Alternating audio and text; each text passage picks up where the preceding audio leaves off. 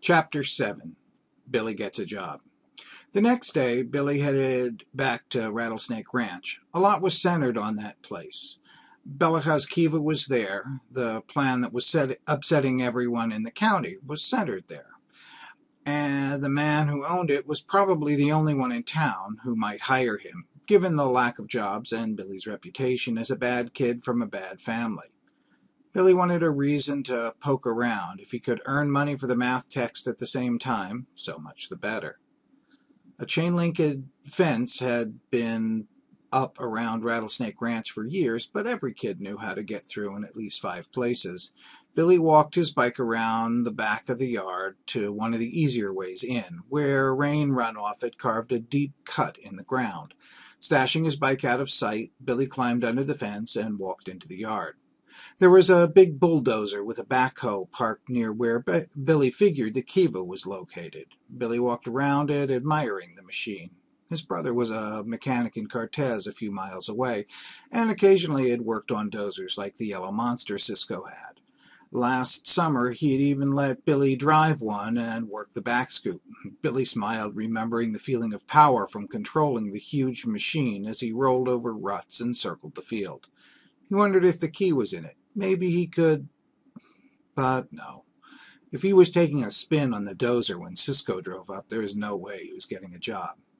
He looked to the west and thought back to last night. He tried to place himself where they had stood. After a while, he was sure. This is it, he said to himself. Right under here is the kiva. He heard a car coming, so he walked out to the middle of the yard. Standing between the gate and the trailer, he folded his arms across his chest, put a bored look on his face, and waited.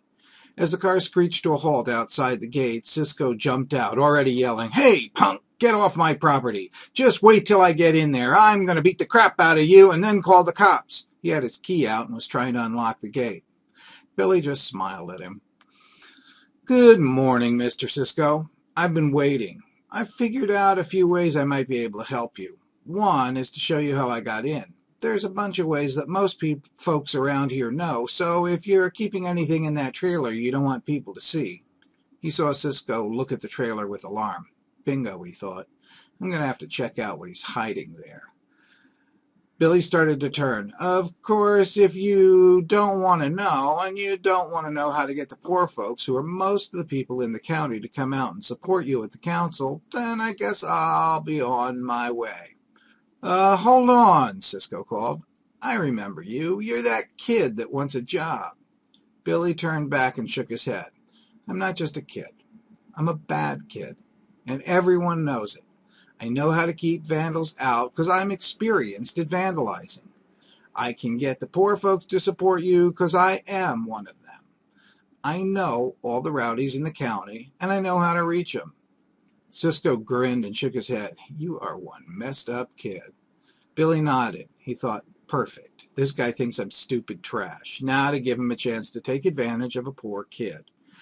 He put on a sad face and said, "And I really need money. I gotta pay for a math book I trashed, and I gotta pay for food since my ma split town for a while." He put a bit of pleading in his voice, knowing it would tell a sleaze like Cisco that he could be had for cheap. "I'll work hard. I figure I'm worth at least $10 an hour." Cisco widened his eyes and looked shocked. $10 an hour? That's way too high." He'd say the same thing if I had asked for $2, thought Billy. Out loud he said, "I know the people. I know the area. I can do what others can't. I can go all over the county and talk to people and get them to the next meeting to root for you." Cisco kept shaking his head. "I tell you what, kid. I'll pay you $5 an hour, cash. Take it or leave it." Billy looked like he was going to cry. "Only 5? I'll have to work for you for weeks to pay off that book. How about 7? Cisco finally unlocked the gate and pulled it open. "Nope," he said, moving to get into his car. "5 is all I'm willing to pay. Either take it or get off my property." Billy smiled to himself and thought, I knew he'd go for it. Guys like that can't ever help taking candy from a kid. Remembering to look sad, he nodded his head. "Okay, you win, but I gotta get paid every day. I need the money for food." "No problem. From 10 in the morning to 2 in the afternoon, every day. Here, working where I can see you. Billy worked it, looking horrified. But I figured I'd spend the mornings going around the county and talking to people and coming up with a plan to get your proposal. I ain't paying you to talk or think. I do that just fine. If you come up with a plan while you're pulling nails and cleaning salvage from the old building, we can talk about what it's worth. Cisco grinned, certain he had won. Take it or leave it, kid. Billy looked very sad and sighed deeply. I gotta pay for that book or my ma'll pound me when she gets back, so I'll take it. Cisco got in the car and started into the yard. He rolled down the window when he got up to Billy. I'm doing you a favor, kid. I hope you appreciate it. Billy tried to look grateful. Oh, I do. Thank you, Mr. Cisco. Be back here tomorrow at 10, ready to work. Don't plan on lazing around. I got a big, mean guy named Matt who'll be making sure you don't rip me off. Yes, sir. Thanks a lot. Now get out of here. I got things to do. He got out of the car and didn't give Billy another glance as he climbed the steps to the office door, unlocked it, and stepped inside. A minute later, the lights came on and the air conditioner kicked in. Billy slipped back under the fence, grabbed his bike, and headed home grinning. I'll pay off that book in the first week. After that, it's gravy. More important, he had an inn.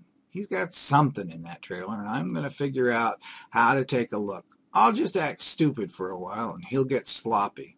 When he gets sloppy, I'll be watching.